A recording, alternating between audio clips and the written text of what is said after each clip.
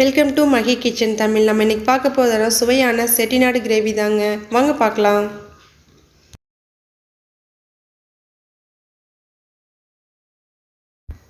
Stove on பண்ணிக்கலாம்.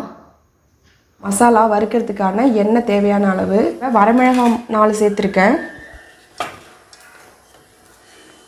பட்டை சிறிதளவு, கிராம்பு 2, சோம்பு 1 ஸ்பூன், ஜீரகம் 1 ஸ்பூன், மிளகு 1 டேபிள் ஸ்பூன், கருவேப்பிலை. மிதமான ஃபயரில் வச்சு இதை நம்ம வறுத்துக்கலாம். இதெல்லாம் வறுத்தாச்சு. இப்போது 1 கப்பு தேங்காய் எடுத்திருக்கேன், அதையும் சேர்த்து நல்லா வதக்கிக்கலாம்.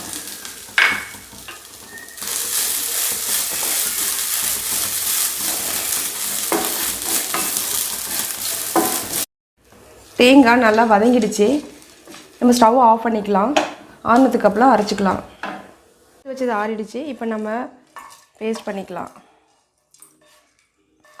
மசாலா இந்த மாதிரி பேஸ்ட்டாக அரைச்சி எடுத்துக்கணும். இப்போ கடாய் அடுப்பில் எடுத்து வச்சுக்கலாம். கிரேவிக்கு தேவையான அளவு நம்ம எண்ணெயை ஊற்றிக்கலாம். எண்ணெய் நல்லா காயட்டும். காஞ்சது நம்ம கடுகு சேர்த்துக்கலாம்.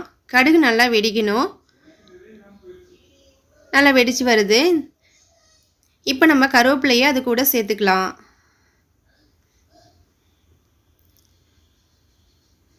அது கூட 2 பச்சை மிளகாய் சேர்த்துக்கலாம்.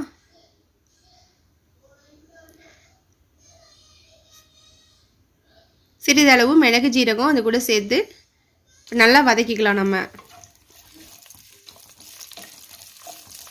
சின்ன வெங்காயம் ஒரு 20 கட் பண்ணி வச்சுருக்கேன். சின்ன வெங்காயம் அதிகமாக சேர்த்தா தான் இது நல்லாயிருக்கும் செட்டிநாடு கிரேவிக்கு.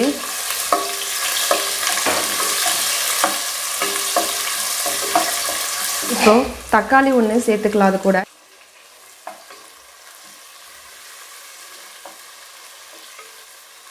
வெங்காயம் தக்காளி வதங்கிறதுக்கான தேவையான அளவு உப்பு நம்ம சேர்த்துக்கலாம்.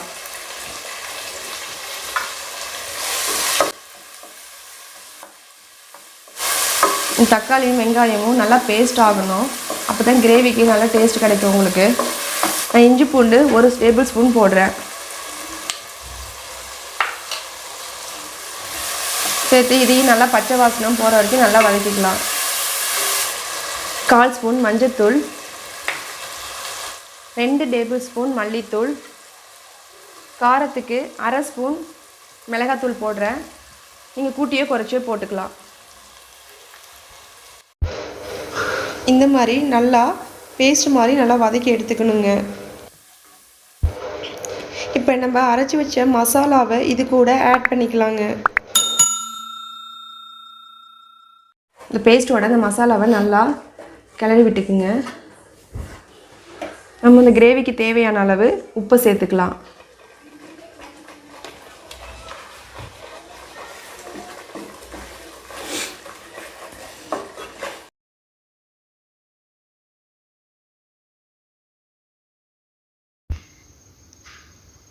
மசாலா நல்லா வதங்கி வந்துடுச்சு.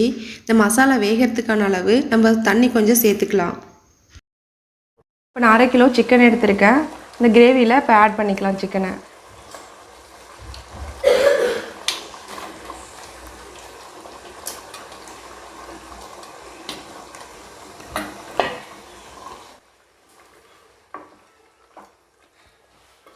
இப்போ இந்த கிரேவிக்கு தேவையான அளவு நம்ம தண்ணியை சேர்த்துக்கலாம். தண்ணி சேர்த்தாச்சுங்க. இப்போ நம்ம மூடி போட்டு மூடி வச்சிடலாம். ஒரு 15 நிமிஷம் வரைக்கும் வேகட்டும். 15 நிமிஷம் ஆயிடுச்சு. வாங்க கிரேவி ஓப்பன் பண்ணி பார்க்கலாம். நல்ல மணமான செட்டிநாடு கிரேவி ரெடி ஆயிடுச்சு. இப்போ நம்ம கொத்தமல்லி தலையை தூவி அடுப்பை ஆஃப் பண்ணிக்கலாம். செட்டிநாடு சிக்கன் கிரேவி வீட்டில் ட்ரை பண்ணி பாருங்கள். ட்ரை பண்ணி பார்த்துட்டு லைக் பண்ணுங்கள், ஷேர் பண்ணுங்கள். மறக்காமல் நம்ம சேனலை சப்ஸ்கிரைப் பண்ணிக்கோங்க.